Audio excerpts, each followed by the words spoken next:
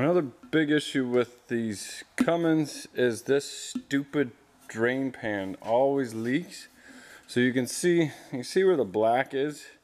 It looks like there's a threaded metal piece that kind of gets pressed into here, and then that holds the drain plug gasket or copper washer tight to here. But it allows, after a bit of time, it allows the oil to seep out.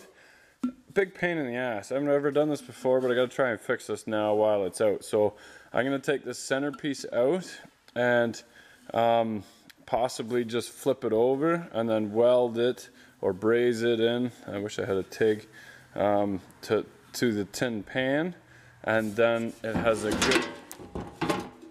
a good mating surface right on the top here. Now this sticks out. This sticks out quite a bit. It's a little dark, but I'll get into it. Let's try and fix this oil pan.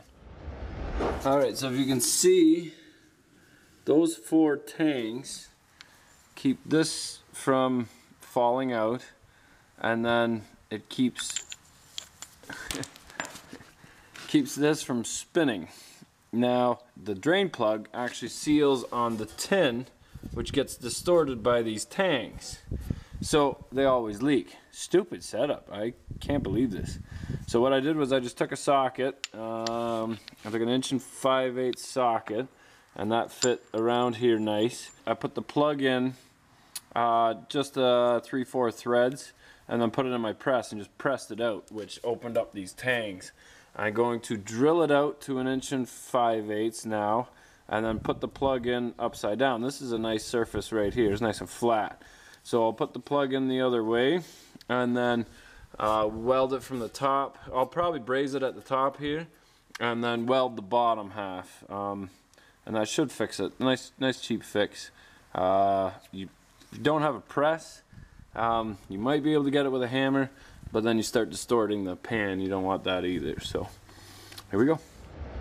All right, so I've put those tabs straight down. You get a block of wood, get those tangs in there, tap them in, just tap it in. Okay, now the oil pan's not gonna move. Take a 1 inch and I think this is 5/8. I don't know. Drill a hole in the center of your wood. There's your pilot.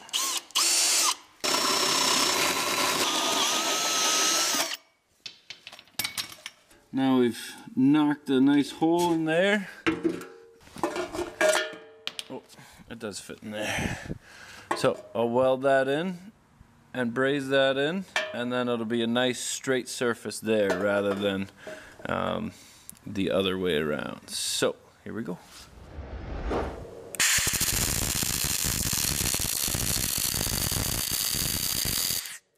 Alright, so basically just welded in that plug. And from the bottom, this is what it looks like. You can see it just burnt through because the tin is so tinny, but that's just yeah, that's the way it goes. You can see the height of it I basically left to where the tabs are, so the oil will still be able to run through those and out the drain plug. I'll throw some oil in there. I won't paint the inside. That'll be fine. We'll just put a little bit of oil in there.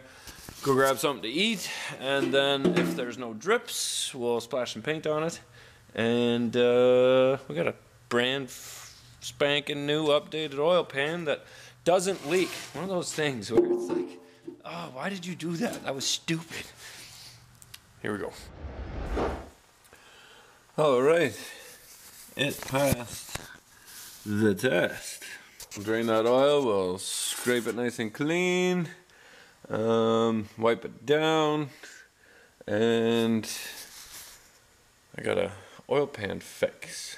Nice. Those always kind of bother me because you work so hard and resealing the front rear main, front main seal, the rear main, and then stupid drain plug always leaks on those stupid things.